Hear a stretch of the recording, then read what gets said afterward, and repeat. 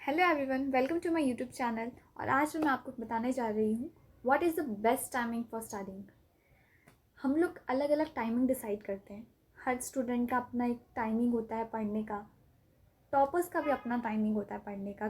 कोई सुबह पढ़ना पसंद करता है, कोई दोपहर को पढ़ना पसंद करता है, कोई शाम को पसंद करता है, कोई रात को पसंद करता है। बट आज मैं आपको बता रही हूँ कि कौन सा बेस्ट टाइमिंग है पढ़ने के लिए।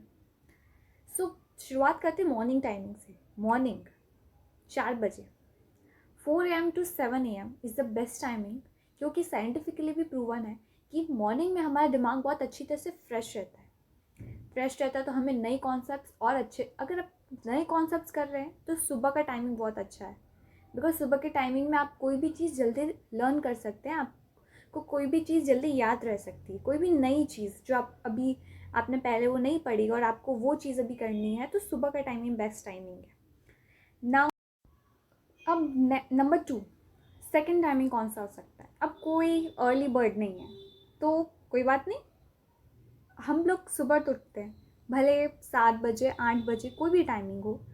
अगर आप 7 बजे उठ रहे हैं तो अच्छी बात है, तब तक आप फ्रेशन अप हो जाइए। फिर 10 बजे, सुबह के 10 बजे से लेकर दोपहर के 2 बजे तक, that's afternoon timing, it's a best timing for revising the concepts. आप उस समय कोई भी चीज़ अच्छे से रिवाइज कर सकते हैं। वो टाइम में आप अगर रिवीजन करेंगे तो वो रिवीजन आपके सबकॉन्शियस माइंड तक पहुंचेगा और सबकॉन्शियस माइंड वो उस चीज़ को और अच्छी तरह से अपने दिमाग में बिठा देगा। इसकी वजह से अगर आपको रिवीजन करना है तो that 10 PM to 2 PM is the best timing for revision. I know इतना टाइम नहीं लगता, बट अगर आपने बहुत सारे सब्जेक्ट सोचे हैं कि इतने सारे सब्जेक्ट का मैं रिवीजन करूँगा या करूँगी, तो ये टाइमिंग में आपको रिवीजन करना चाहिए। अगर सारे सब्जेक्ट का भी आप करेंगे तो आपको अच्छी तरह से रिवीजन हो जाए। नाउ नंबर थर्ड है इवनिंग टाइमिंग। इवनिंग टाइमिंग कब से शुरू होता है? शाम के 4 बजे से लेके शाम के 7 बजे तक। तब अगर आपको कोई भी कैलकुलेशन वाले सम्स करने हैं, आई मीन कोई कैलकुलेटिंग सब्जेक्ट्स है, तो वो टाइमिंग बेस्ट है आपको कोई भी चीज़ सॉल्व करने के लिए। क्योंकि तब ना आपका माइंड उतना एक स्लीपी माइंड होता है। तब अगर आपको अपने माइंड को एक स्टडी वाले टाइम में लाना है, तो उसके लिए आपको एक ऐसे सब्जेक्ट करना है जिसके अंदर आपको सम्स करने पड़े, जिसमें आपको नंबर्स के साथ डील करना पड़े। तो उस समय आपको जो नंबर्स वाले सब्जेक्ट होते हैं, लाइक अकाउंट, स्टैट्स, मैथ्स, फिर फिज़िक्स, ये सारे सब्जेक्ट्स आपको शाम को सॉल्व करने। Now last, night owl. जो नाइट आउल्स होते हैं उनके लिए सबसे बेस्ट टाइमिंग क्या हो सकता है? That is 11 PM to 3 PM। ये नाइट आउल्स का टाइमिंग। और लिटरली अगर आप इस टाइम पे रिवीजन कर रहे हैं या इस टाइम पे वो जैसे सुबह में जो अर्ली बर्ड्स होते हैं, जैसे वो सुबह में नए कॉन्सेप्ट लर्न करते हैं, वैसे नाइट आउल्स अगर इस टाइम पे, जो नाइट आउल्स होते हैं जिनको रात को देर तक जागने की आदत है, तो वो अगर इस टाइम पे कोई नई चीज़ सीखें, तो उनके लिए, जिनका माइंड रात को जागता है, उनके लिए ये टाइमिंग अच्छा है different for learning a new subject, for learning a new concept. So जो नाइट आउल्स है उनके लिए ये, और जो मतलब कोई भी टाइम में सूटेबल है, तो सुबह जल्दी उठो। सुबह का मैंने आपको टाइमिंग बताया, वो टाइमिंग। और रात को आप लैंग्वेजेस पकड़ो। लैंग्वेजेस रात को अगर आप करोगे तो उतने ज़्यादा बोर फील नहीं करोगे। बस क्वेश्चन आपको पता है डिफरेंट टाइमिंग्स जिसके अंदर आप पढ़ेंगे तो आपको इफेक्टिवली एक स्टडी प्लान बन पाएगा।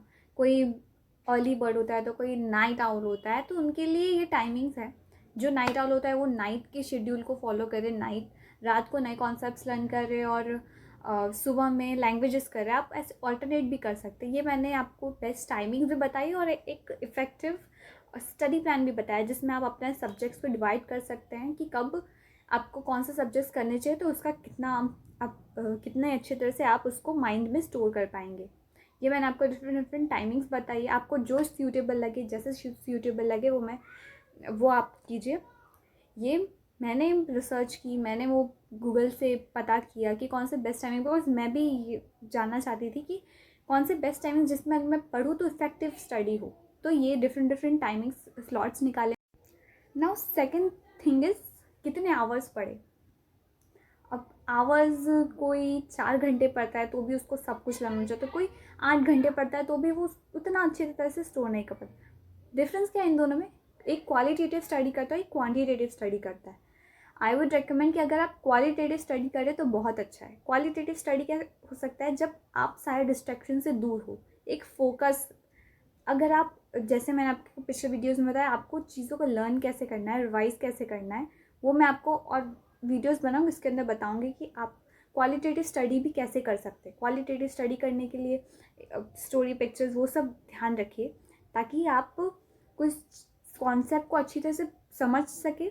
आपको पूरा पढ़ने की ज़रूरत ना पड़े, आप उसका एक मैप बना लें, ताकि आपको सिर्फ उतना पढ़ना पड़े। आपके सबकॉन्शियस माइंड को लगे इतना सब कुछ नहीं पढ़ना है, आपको कॉम्प्लेक्स नहीं करना है चीज़ों को। बस मैं आपको ये बताना है कि मुझे आपके सबकॉन्शियस माइंड को बताना है कि आपको 4 घंटे पढ़ना है, बट कैसे पढ़ना है वो भी मैं आपको बताऊंगी कि आपको एक क्वालिटेटिव स्टडी प्लान कैसे बनाना है।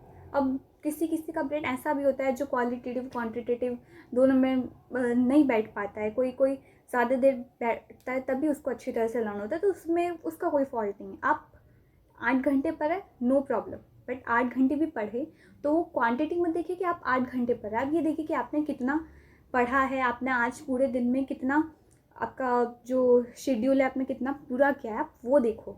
ओके, तो thank you for watching my video. Hope this will be helpful for you, and if you like it, please like, comment, share and subscribe to my channel. Thank you.